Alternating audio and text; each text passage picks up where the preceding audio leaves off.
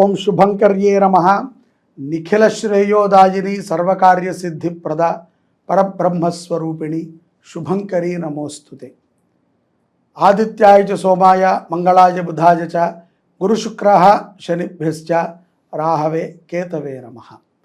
2025 జనవరి నుంచి డిసెంబర్ వరకు ఉన్నటువంటి గోచార ఫలితాలని సంపూర్ణంగా మనం తెలుసుకుందాము. ఇప్పుడు ఇందున మీరందరూ కూడా గుర్తుపెట్టుకోవాల్సిన విషయం ఏమిటంటే, మానవ సంకల్పానికి మించి ఏ గ్రహస్థితి మన మీద ప్రభావాన్ని చూపటంలో తక్కువే. ఎందుకంటే మన సంకల్పం దృఢంగా ఉండాలి, అలాగే మనము చేసేటువంటి ప్రయత్నములో లోపం ఉండకూడదు. అప్పుడే ఈ యొక్క గ్రహాలు కానీ ఈ యొక్క గ్రహ సంచార ఫలితము కానీ మన మీద ఉండేటువంటి ప్రభావం ఉంటుంది. ఇది నిమిత్త మాత్రమే అన్న విషయాన్ని గుర్తుపెట్టుకోండి. అంతే తప్ప పూర్తిగా దీని మీదే మనం ఆధారపడి మొత్తము గ్రహస్థితి ద్వారానే మన జీవన విధానం మారాలి అంటే కనుక స్వయం కృషితోనే తప్ప గ్రహస్థితి వల్ల కాదు అన్న విషయాన్ని మనం తెలుసుకోవాలి. అది కూడా తోడ్పడుతుంది. స్వయం కృషితో పాటుగా గ్రహస్థితి కూడా తోడ్పడుతుంది, మన సంకల్పం కూడా తోడ్పడుతుంది, అలాగే మనము చేసేటువంటి ప్రయత్నము కూడా తోడ్పడుతుంది. ఇవన్నీ కలిస్తేనే మనము గ్రహచారము యొక్క అనుగ్రహాన్ని పరిపూర్ణంగా పొందగలుగుతాం. లేని ఎడల అది ఏదైతే గనక గోచారం చెప్పిందో అదే జరగకపోతే మనం ఇబ్బంది పడకూడదు, అది జరిగినా మనం ఇబ్బంది పడకూడదు. అది తెలుసుకోవటం అనేటువంటిది ఒక అలవాటుగా మనం చేసుకున్నాం కాబట్టి తెలుసుకోవాలి. తస్మాత్ జాగ్రత్తగా ఉండాలి, విజయాలని పొందాలి.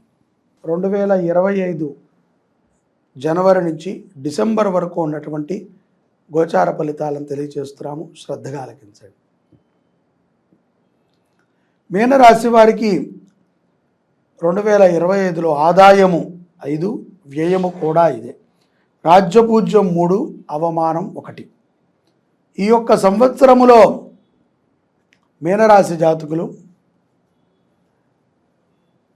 ఇదొక 3 నెలలకి ఒకసారి ఈ రకమైనటువంటి వాతావరణాన్ని మీరు పొందుతారు. అది ఎట్లా అంటే, కొంత మానసిక ఒత్తిడి పెరుగుతుంది. పిల్లల విషయంలో కానీ, ఉద్యోగ విషయంలో కానీ, వ్యాపార విషయంలో కానీ తప్పనిసరిగా జనవరిలో లేదనుకోండి, మార్చిలో రావచ్చు. మార్చిలో వస్తే ఏప్రిల్, మే, జూన్లో మళ్ళీ మార్చిలో ఉన్నట్టు విధంగా ఉంటుంది.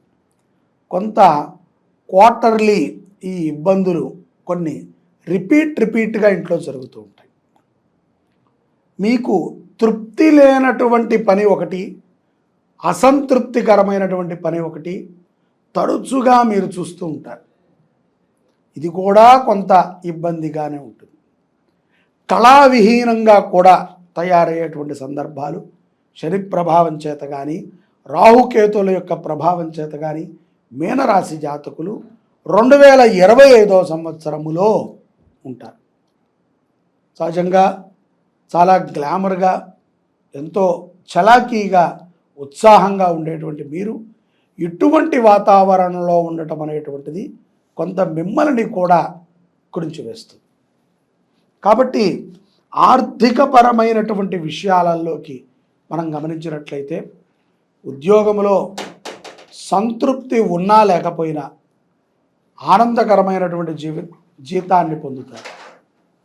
అలాగే ఉద్యోగములో కొన్ని మార్పులు మీ జీతాన్ని పెంచుతాయి, మీ స్థాయిని పెంచుతాయి, మీ ఆలోచనలని కూడా పెంచుతాయి. కాబట్టి బాధ్యతగా ఉండండి, మీ బాధ్యతని సక్రమంగా నిర్వర్తించండి. అక్రమంగానే పోవాలి, అది సక్రమంగా పోదు. కాబట్టి దేనిని కూడా మనము ఉచితంగా ఆశించవద్దు, ఎవరి నుంచి కూడా మనం ఉచితంగా ఆశించవద్దు. తద్వారా కష్టముతో మనం చేసినటువంటి ప్రతిదీ మన ముందు ఆదర్శంగా నిలబడుతుంది. మనము దాన్ని చూసి ఎంతో ధైర్యంగా ఉండగలుగుతాం. వ్యాపారస్తులు ఈ విషయాన్ని బాగా గుర్తుపెట్టుకుంటే 2025 సంవత్సరంలో విజయ జెండాని మీరు ఎగరేస్తారు.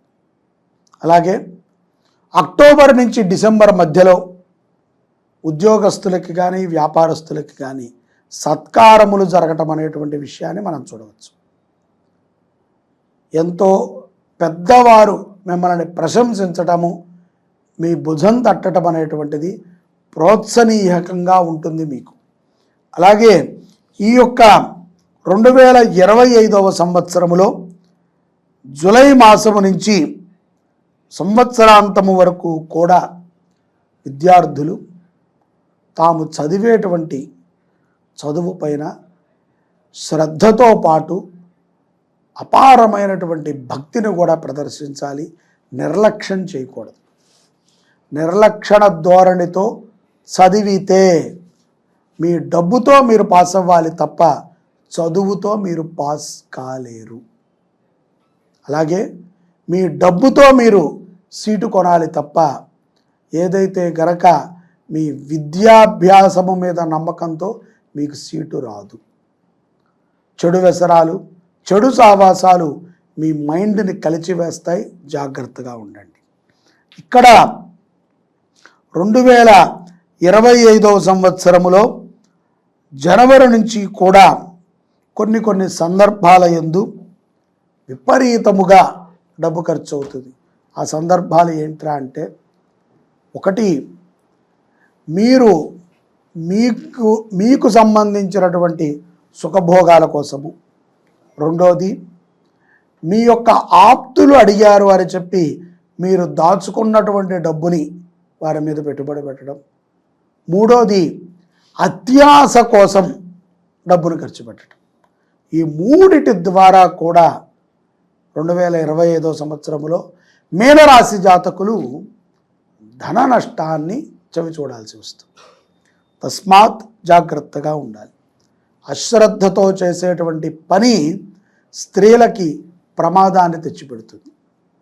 ఇతరుల విషయాలలో జోక్యం చేసుకోకపోవటం అనేటువంటిది చాలా మంచిది. ఉచిత సలహాలు ఇవ్వటం ద్వారా కోపగ్రస్తులవుతారు.